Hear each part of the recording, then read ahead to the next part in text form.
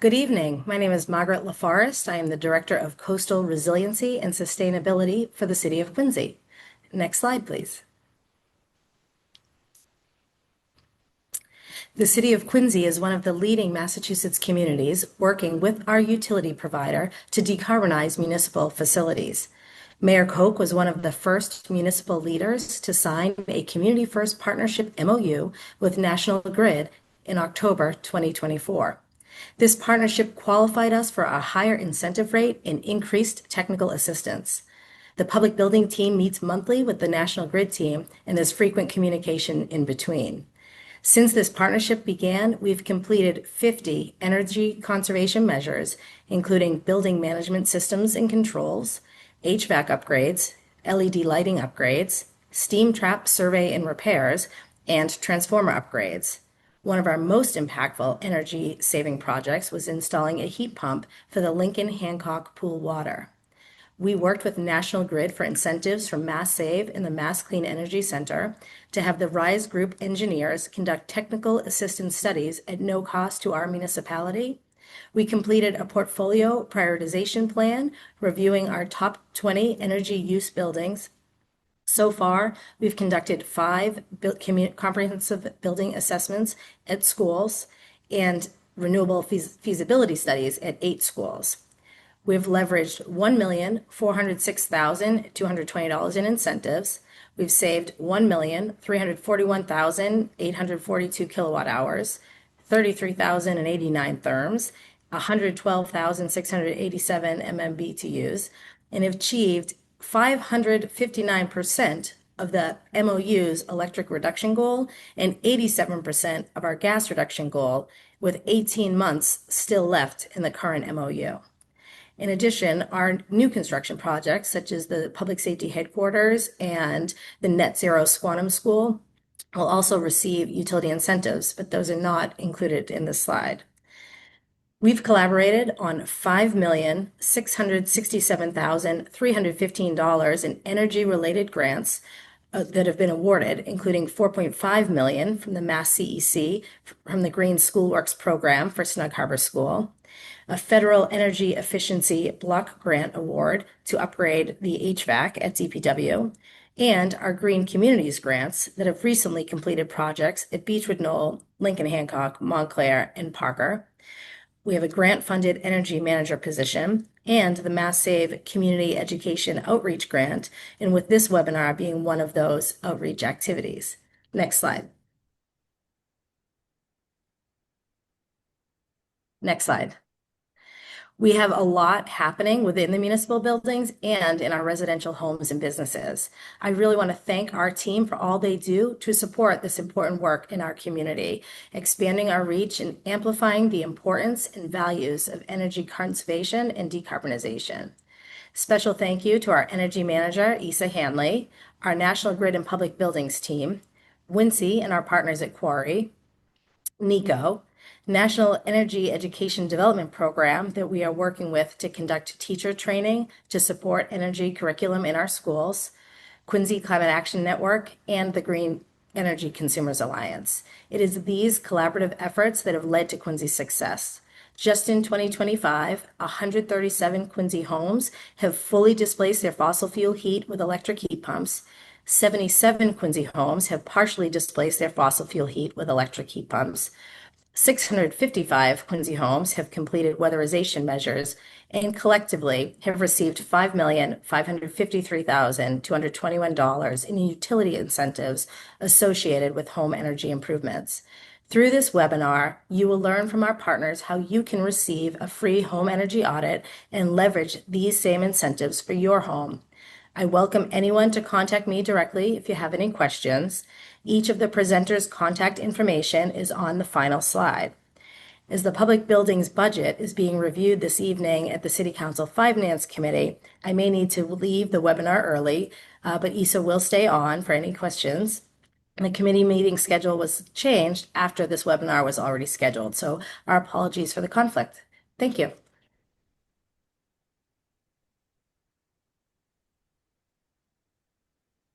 Thank you, Margaret. That's great. So I'll just introduce Green Energy Consumers Alliance. Again, my name is Loie Hayes. I'm the Energy Efficiency Coordinator. We are a nonprofit. We've been around for more than 40 years. We help residents in the states of Massachusetts and Rhode Island to speed the transition to a zero carbon world. And we're very proud to be part of the Mass Save education effort tonight. On to NEECO, Matt. Hi there. Good evening. My name is Matt Wally, and I'm the outreach and canvassing manager for NEECO. So we do lots of community outreach to include events and farmers markets and lots of door-to-door canvassing just to educate folks about mass save energy assessments. NEECO is what's referred to as a home performance contractor. Basically, our mission is to just help people turn their homes more energy efficient and comfortable. We are a community first partner for the City of Quincy. And our job is really just to help you and the community save money on energy in the home and do what's right for the environment and really help you hit your energy efficiency targets. Next slide. And on to, Wincy is in the breakout room, so I can cover this. Quincy Asian Resources, Inc. is working to improve the social, cultural, economic, and civic lives of immigrants and their families in order to benefit their communities.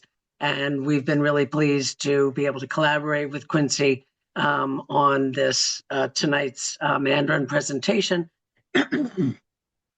of this slide deck. And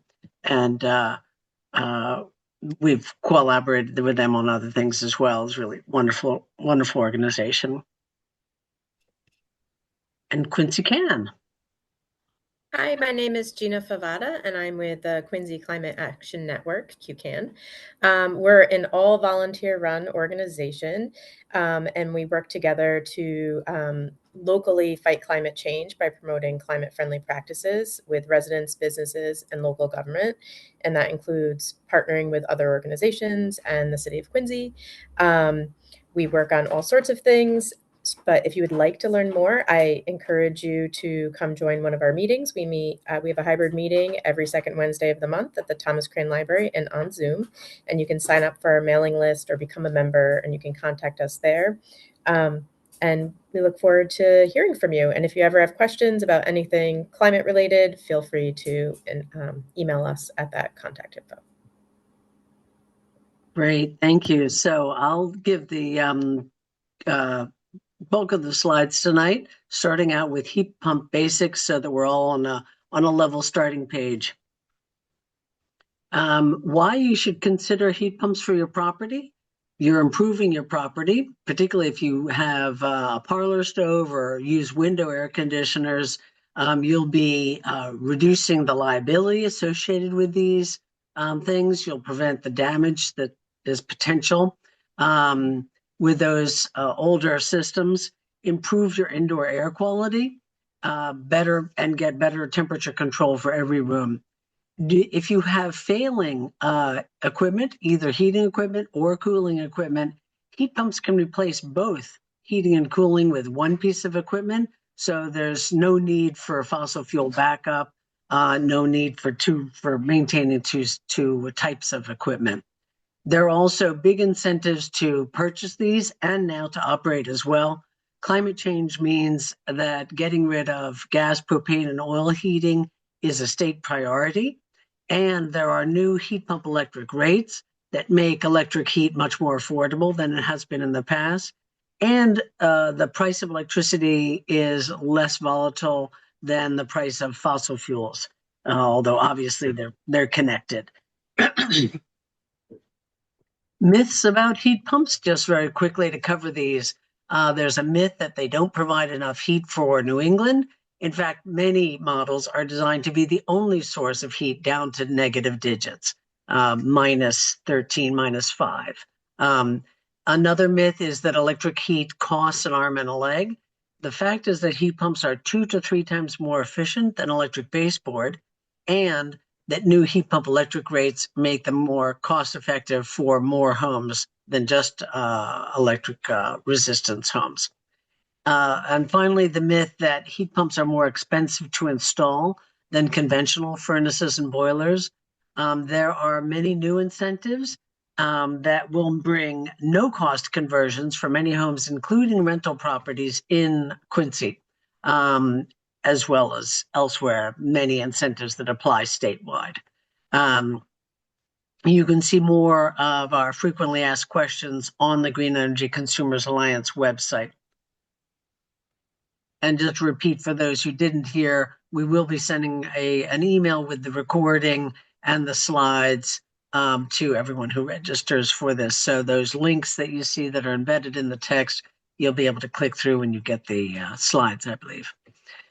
So what is a heat pump? It is the same technology as an air conditioner or refrigerator. It uses a highly temperature refrigerant that captures heat, that sucks in heat, and then is able to be dispersed. That heat is able to be dispersed elsewhere. Now, the difference with between a heat pump and an air conditioner is that a heat pump provides heat in winter as well as providing cooling in summer. The outdoor condensers do need to have some space. You'll see this image on the right. These are raised up. That's really important in places where you get snow. You don't want ice and snow to block these vents. And in a tight urban lot, you can manage to get your heat pump refrigerant to both sides of the house by running the refrigerant line through the basement. So even on a tight lot, you can find space for the condenser outdoors. When a home has ductwork, so if you have a furnace, not a boiler, you have hot air ductwork, and that hot air ductwork is relatively easily repurposed for a central heat pump. This would use the same ductwork. Obviously, you'd have to have a technician check that ductwork to make sure that it was adequate, but that's a relatively easy replacement option. If you have central air conditioning and you have ductwork for that, it is possible that that central air conditioning can be repurposed for a heat pump, as well as, it can deliver hot air as well as cold air. But again, you do need a technician to check that ductwork. Some ductwork may be too small to allow for enough heated air to come through it. Now, if you have a boiler, meaning your heat is distributed by hot water or steam, the heat pump, there are heat pumps that do provide heat, take heat from the air and put it into water that could then be distributed through radiators or insulation. But at present, the heat the temperature that water gets to is not as hot as the temperature that the boiler is designed to get to. So you may need to consider adding additional radiators or additional air insulation to the home. So it is possible. There are fewer air-to-water heat pump installers, so it will take you perhaps more time to research who the installers are for your area and to get competitive quotes. You may want to consider, if you have a boiler, you may want to consider getting a ductless or mini ducted system. You can have a single head that serves a large open area.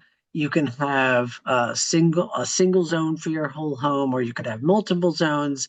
You could have a mini ducted head that serves adjacent small rooms. Say you have 3 small bedrooms or something with an attic above. You could have a mini ducted one head serving all 3 rooms.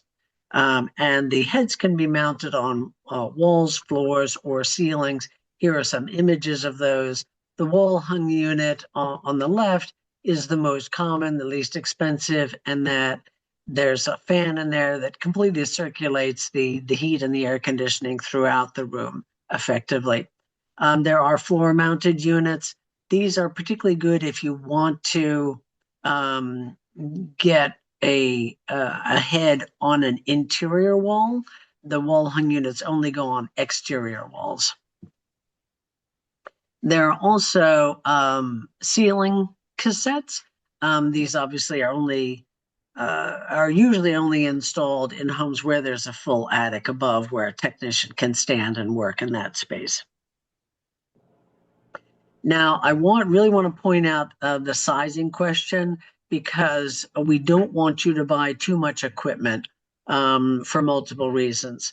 So in this illustration, we have a small 2-bedroom apartment, and we're assuming that measurements have been done to ascertain that 24,000 BTUs, that's British thermal units, of heating capacity is needed to keep this home comfortable on the coldest winter night of the year. So 24,000 BTUs is the heat load. And you want to design your system to be able to provide 24,000 BTUs of heat. So in this illustration, we've put one 24,000 BTU head in the living room. This is similar to if you had a parlor stove in your kitchen and that was the sole heat for the whole apartment, or say a wood stove. You would have a noticeable differential. The bedrooms would be colder in winter and warmer in summer than the rest of the house. But it might be perfectly tolerable for you, particularly if these bedrooms had ceiling fans, say. This could also be a solution for partial displacement of fossil fuel heat, where you have the thermostat for the fossil fuel heat somewhere back here, and set at a slightly lower temperature. It would only come on when that back area was too cold in winter, say. Now here's the illustration that we want to warn you against doing. In this instance, a contractor has come in and said, oh, you need a 9,000 BTU head in each of these rooms, and you need 2 in this open area because it's so big. But 9,000 heads gives you 30,000 BTUs of heating, more than 33% more than what's needed. Now, heat pump systems are designed to run continuously. That's how they are so efficient. When you have too much capacity in too small a space, it gets up to the desired temperature and then has to shut down and wait for the temperature to become the wrong temperature again before it turns on and conditions the space again. So that too much equipment means that the equipment is turning on and off, and expending too much energy in that ramp up phase. Too much equipment also, so it makes it more expensive because it's consuming a lot of energy in that ramp up stage. Also, during the summer, the dehumidification phase takes longer than the cooling phase. So it gets down to the correct temperature. It shuts off, but it hasn't finished dehumidifying, leaving your rooms potentially cold and clammy in summer. So in an instance like this, you might consider taking a 12,000 BTU head and running it mini ducted to serve both of these rooms, or even say a 9,000 BTU head split between the 2 rooms. That's a good alternative. Now, maintenance, there are air filters in these indoor units, these heads, and they have air filters that need to be cleaned at least seasonally. You see on the left, this one has not been cleaned, and the one on the right has been cleaned. When it gets full of dust like this, the whole machine strains harder to get the airflow that you need to keep your room temperature. So you do need to plan for that seasonal cleaning. If you have a house with smokers and lots of pets, you might want to do this even, once every other month or every month until you figure out how dirty it's going to be. As I said, on the outside, you do need to keep snow and ice away from that outdoor unit. You do need to get a professional checkup on a periodic basis. I don't think an annual checkup is necessary. There are a lot of people selling maintenance contracts on heat pumps, and all they're really doing is making sure that you've cleaned the air filters, because the rest of the machine operates very, very smoothly. Now, There is a possibility of mold. Mold has been documented in some heat pump homes. And the way to avoid that is that in the summer, when you want to shut off that heat pump because it's a lovely day and you want to open the windows, you don't need to run the air conditioner. You want to turn the mode to fan function. Instead of cooling, you want to have it on fan. And that's just going to circulate the room air through that head.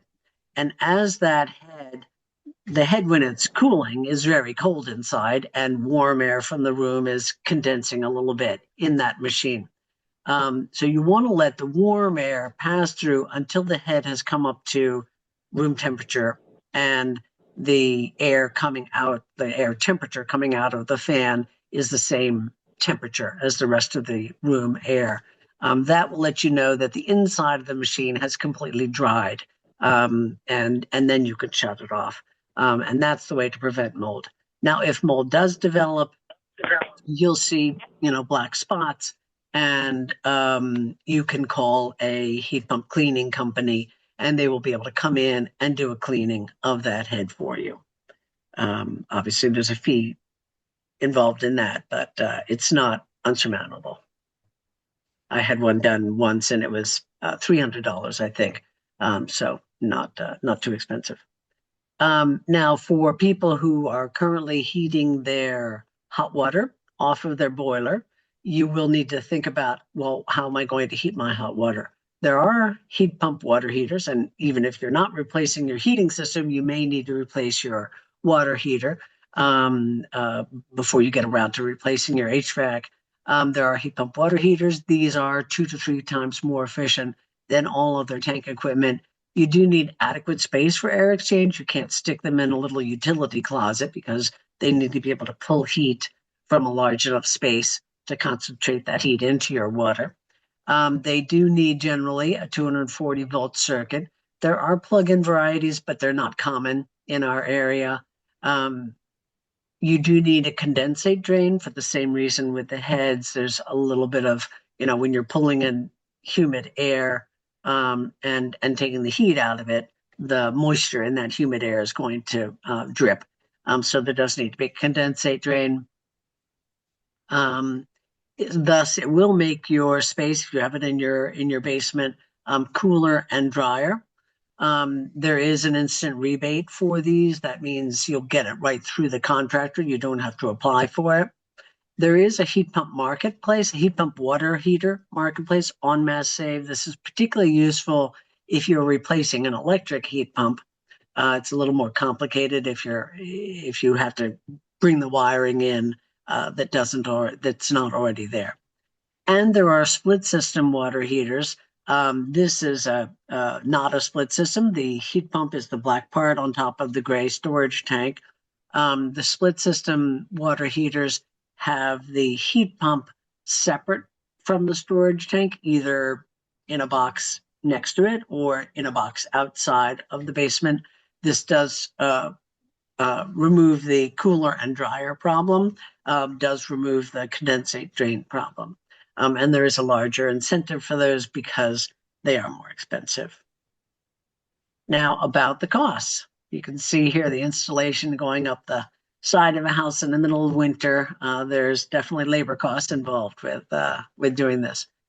So here's just, there are so many factors involved in determining what your installation costs are going to be that we don't want to make any promises here, but here's an example. A landlord in an apartment ended up with that $8,500 Mass Save rebate for a $20,850 net cost.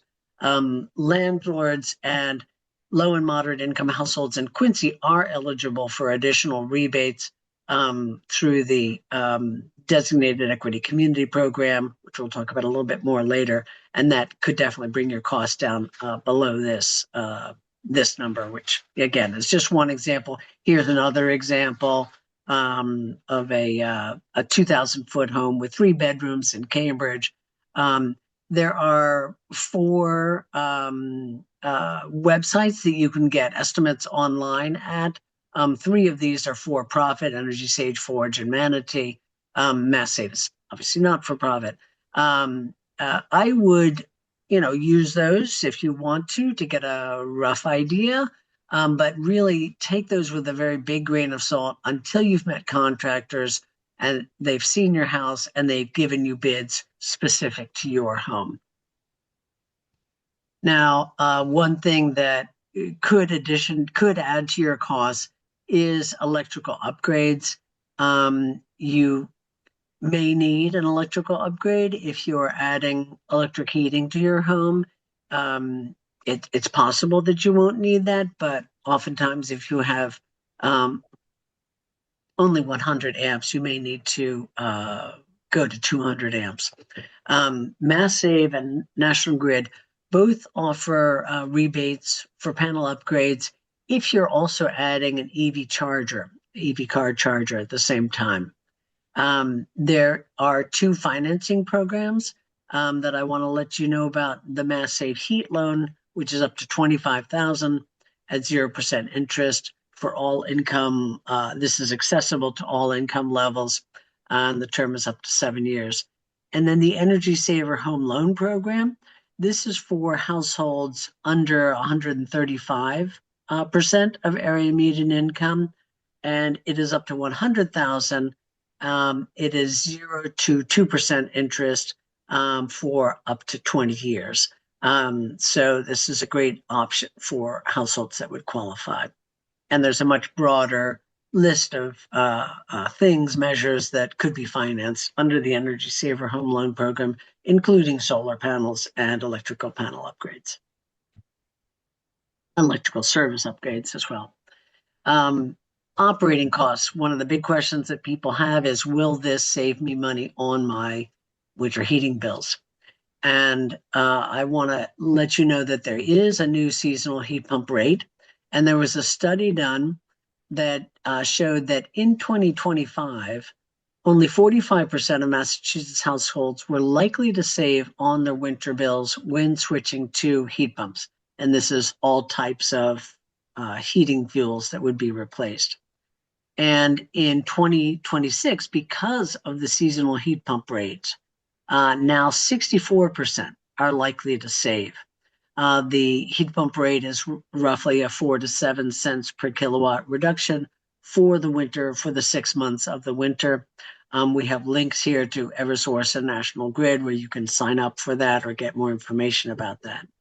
And this illustrates the standard residential rate in dark blue and the residential heat pump rate in light green, with the customer saving roughly $244 during the winter on the heat pump rate, as one example of what the heat pump rate is attempting to accomplish.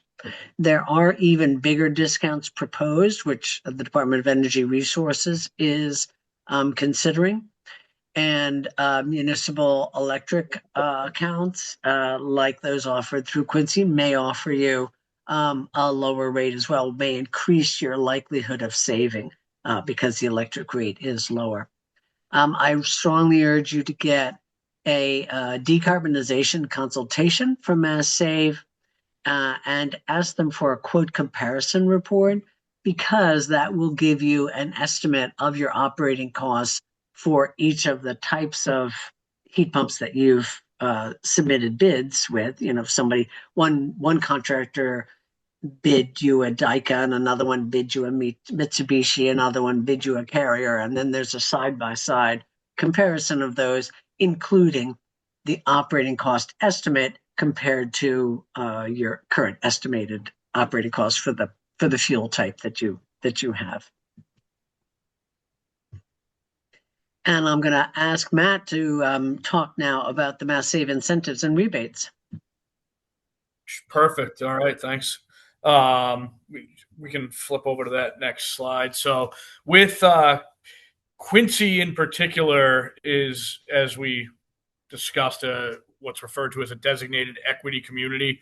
There are lots of folks in Quincy who may qualify for their heat pumps covered up to 100% off.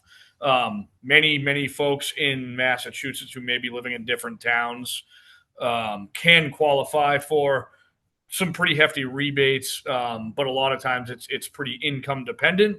We have to be careful about, there are different scenarios and different situations, but we typically, if you're in a renting situation, there's a very high chance that you would qualify to have heat pumps installed at no cost, no matter what income level you are. Same thing if you're a landlord who owns, units that are occupied by renters. Extremely high chance that you probably can qualify not only for the up to 100% off for the install of the heat pumps, but also any barrier remediation. So what that means is things like electrification to make the house viable or to make the unit viable for heat pumps. So we really urge anyone, pretty much if you're living in Quincy, oftentimes folks may think that they're in too high of an income bracket to qualify for anything, but with this designated equity designation, most people can have a heat pump installed for very reduced, if not no cost whatsoever. So we really just urge folks to sign up for their Mass Save Home Energy Assessment to figure out exactly what it is you'd qualify. But I think most people are pretty surprised with what they can qualify for. We can switch to the next slide. I don't think I have too much more than that.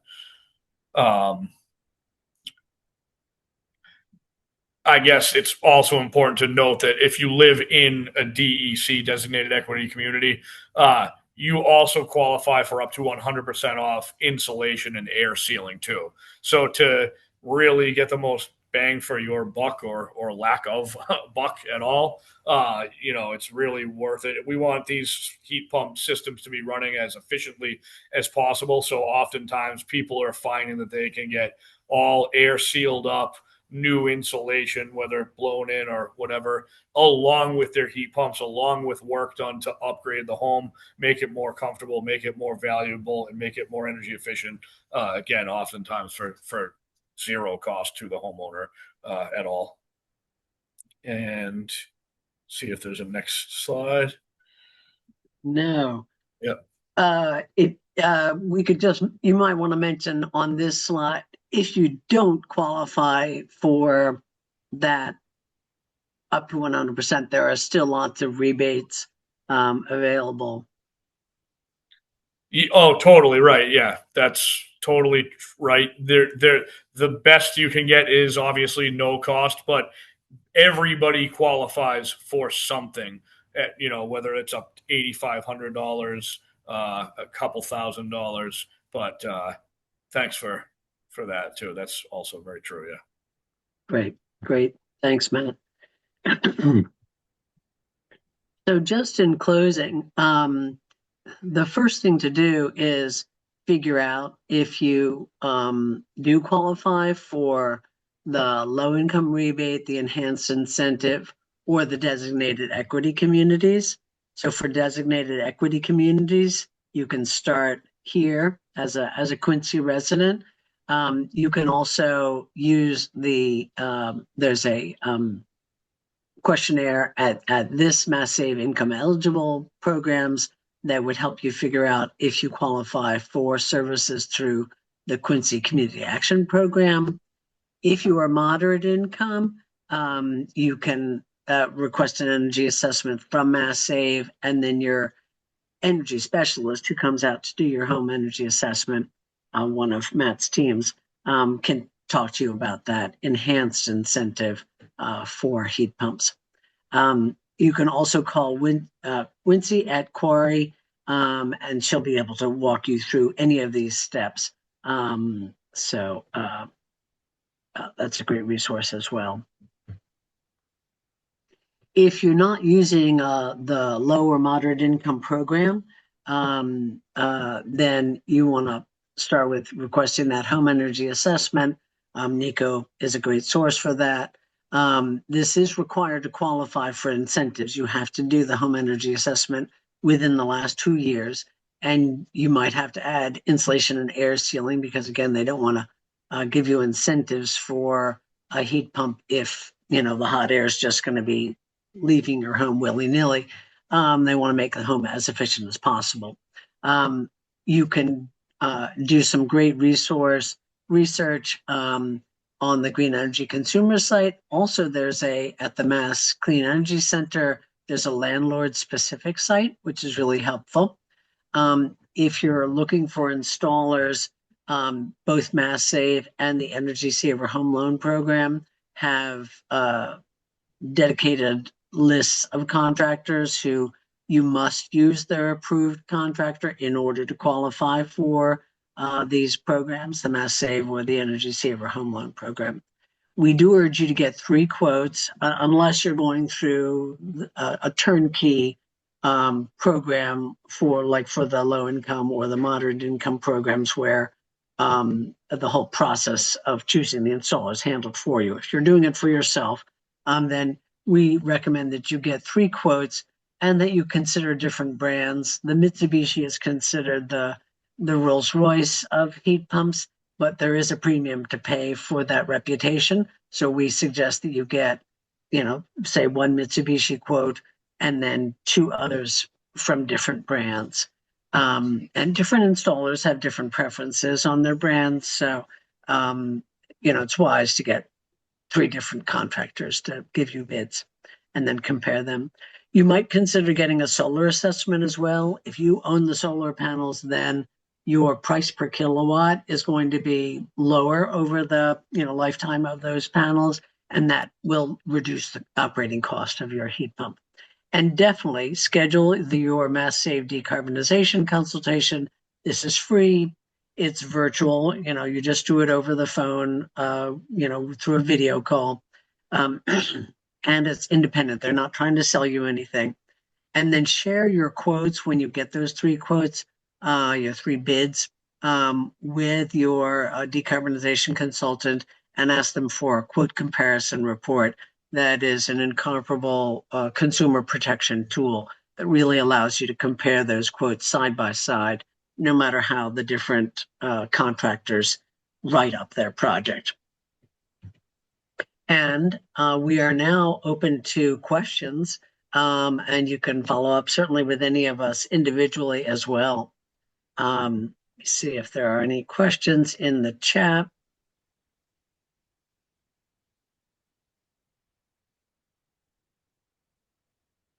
Since there are relatively few of us, I believe that you can unmute yourself also and ask your question out loud if you want to.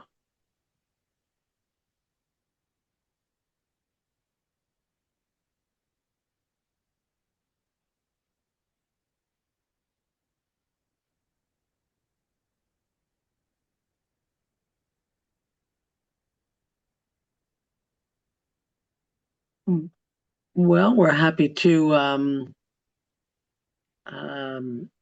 just hang tight if you want to contemplate for a minute what your questions might be. We want to be available for Quincy when they are finished with the Mandarin presentation in case they have questions that need to be answered there.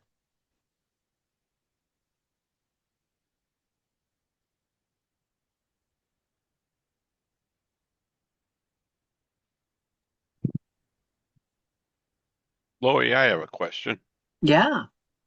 On Cape Cod, do you have any recommended vendors to work with for heat pumps? No, we don't have recommended vendors in any part of the state because the vendors need to be approved by your local, in this case, on the Cape, Cape Light Compact. What I recommend when you're looking for contractors is sort the Mass Save list, or if Cape Light Compact has its own list, I have a feeling they just refer you to the Mass Save list. You can sort that by county, and further you can sort that by if you're looking for air source heat pump, if you're looking for a central heat pump, or a ducted heat pump. You can look for air to water. So sort it by technology that you're looking for, or technology that you're open to considering. And then go to the website that's listed on that list and read their HVAC, heating and cooling part of their website, and see if they mention heat pumps. See if they mention heat pumps solely as a cooling option, or if they also mention it as a heating option. If they only mention heat pumps as a cooling option, they might not be installing what we call a cold climate heat pump, a heat pump that's designed to provide heat down to -5 or -13, whatever.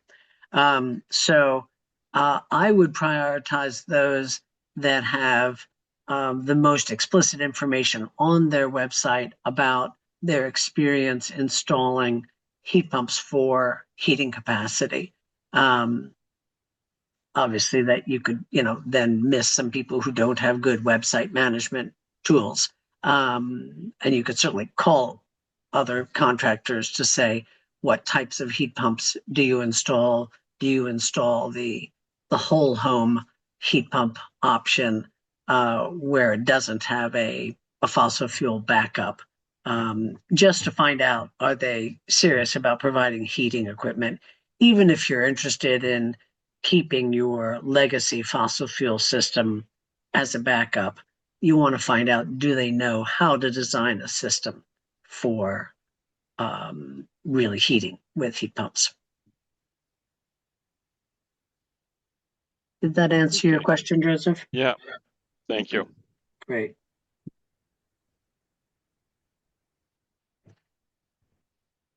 There's on the slide where I have the 4 entities that will provide an online estimate, a rough guess online. As I mentioned, 3 of those are for profit. So I'm not sure which, if any of them, serve the Cape.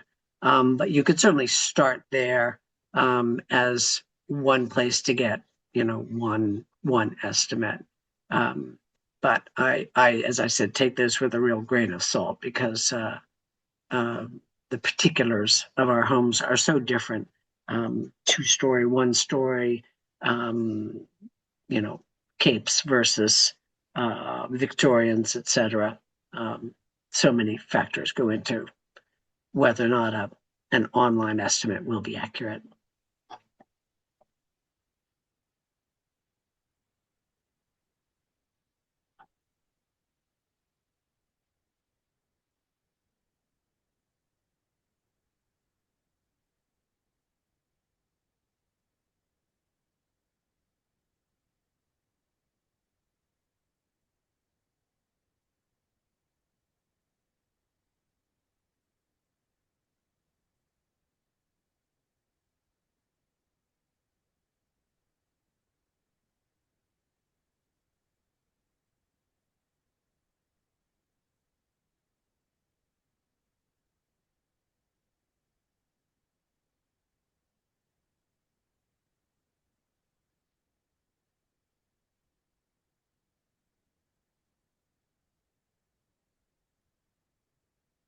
I'm curious to know if anybody has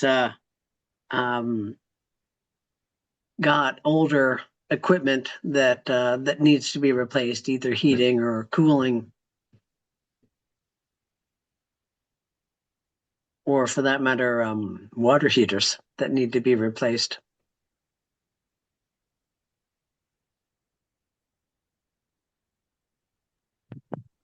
Yeah, my yo-yo, it's a furnace. It was installed in 1996. So it served That's its old. life. Yeah. Yeah. Well, with an oil furnace, it being a furnace means that your ductwork may be repurposable for a central heat pump. And with it being oil fired, there's then a higher likelihood that your operating cost will be lower with a heat pump. Now that we have the heat pump rate, especially, and of course, with an oil furnace, you have to keep your tank in good condition as well. So it would save you having to replace the tank at some point. Tank is just as old. Mm.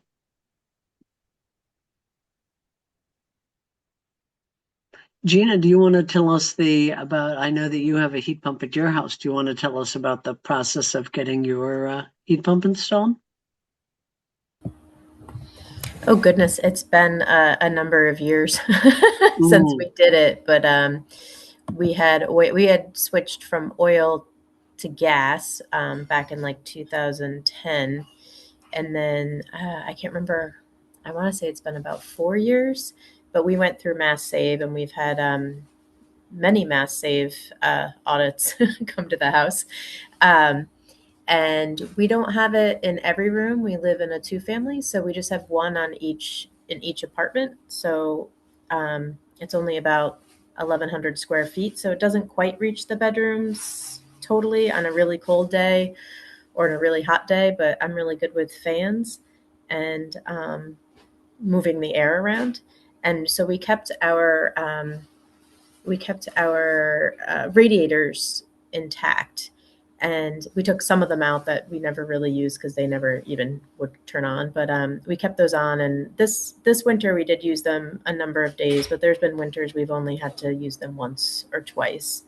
Um, and as for like maintenance, we clean the filter. It's really easy, and it's been really simple, and it's nice. And the dehumidifying is really nice, having always just had window air conditioners, which makes that clammy cool, which is kind of gross. So the dehumidifying piece is really, really lovely. Yeah, I enjoy being able to set it on dry as opposed to cool, because you can be perfectly comfortable at 80 degrees if it's a dry heat compared to when it's humid. Exactly. And I was pretty sure one of us was going to die getting the air conditioners out of the attic one of these days. So I joked that maybe the heat pump saved our lives. Yeah, there's a dent in the siding on the first floor of my house that is perfectly shaped like, oh, somebody dropped an air conditioner from a higher unit, and it just smacked right down in there at some time before I moved into this apartment.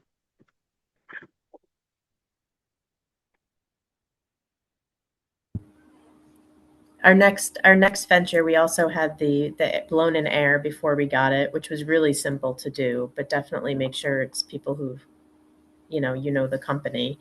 Um, What and do you mean by blown in air? the not air insulation, Oh, yeah. blown in insulation. Sorry. Yep. Um, which was really simple and it took no time at all. And that I noticed a big difference from that for sure, that the house stays cooler and warmer. And then the next piece for us will be the upgrading our panel, because we have a two family running on 120. So um, that'll be the next piece. So, but yeah, it's a slow move, and it's worth it. Oh. The keep your eye open on keep your eye on the Mass Clean Energy Center's website, because I know they're working on research on smart panels, for lack of a better term, that will allow more people to go to electric appliances without having to upgrade their service. A smart panel basically allows a circuit to recognize, oh, I have the electric car on my circuit, and I also have the washer dryer. And I'll toggle off one and let the other one function so that they're not both running at the same time and both demanding power at the same time. So that's a good option that might be able to help some people avoid the cost of electrical upgrade. That's great. I will definitely keep a lookout for that. Thank you, Loie. Yeah, yeah. And I believe that Quincy has joined us again. Quincy, you want to say hi? Hi everyone. This is Quincy from Corey. How was your presentation? I guess it's nice. That is good. Did you have any questions from your group that you wanted to share? Um, Not yet. Okay. Yeah, she doesn't have any questions yet. Okay. All right. Well, we were talking about do we recommend any particular heat pump installers? And I explained that we don't do that. We recommend that people use the Mass Save website where there is a list of approved contractors and then decide, after looking at that list, which ones you want to call to get bids. And I'll note on that you can sort the list by languages that the contractor speaks. So if you wanted a contractor who speaks Mandarin, you can actually sort that and find those contractors. So that's a really nice feature now. Oh, that's very nice. I don't know that they have that filter and people. I'm afraid you broke up and I couldn't hear what you were saying. Oh, it's a very nice setting because I don't even know that they have that filter people to filter for languages or other stuff. Yeah, definitely, yeah. Matt, what languages are spoken by the NEECO Home Energy Assessment Team? Are you aware of any languages other than English? I believe just Spanish and English. Well, that's great. Yeah. Great. Yeah. Great.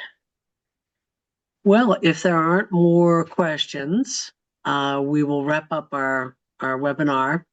And don't hesitate to reach out to us if you have any more questions, any of the people on this contact list. Thank you very much. Thanks so much. Have a good night. Thank you. Night all. Bye-bye. Thank you. Good night.